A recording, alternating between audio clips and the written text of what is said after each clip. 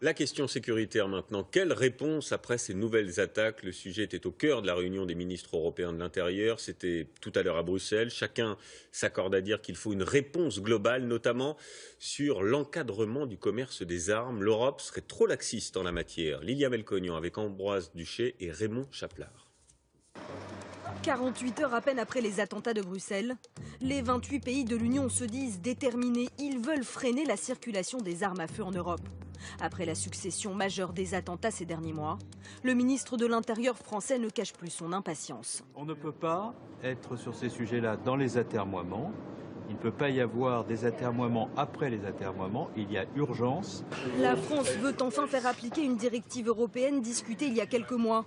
Objectif notamment, un contrôle plus strict des acquisitions d'armes à feu et une meilleure traçabilité des ventes.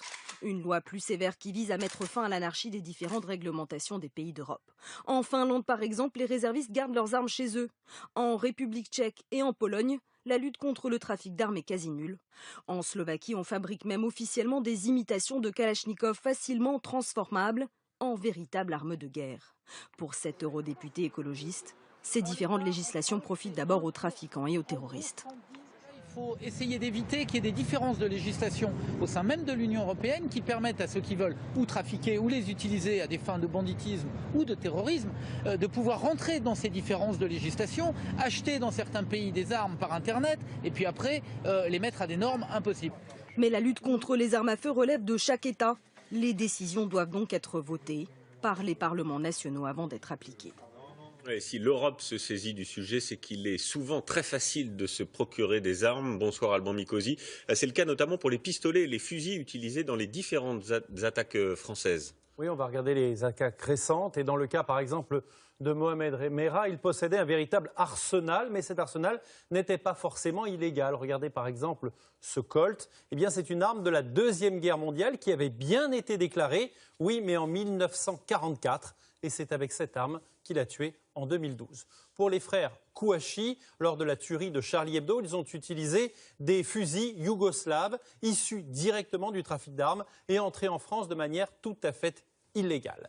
Hamedi Koulibaly, lui, possédait une arme de collection d'origine tchèque. Vous voyez, on a barré le canon parce que le canon était obstrué. C'est un fusil de collection. Il n'était pas censé fonctionner. Oui, mais il lui a été facile d'enlever ce canon, de changer, de mettre un canon qui fonctionnait et d'avoir une arme de guerre réelle.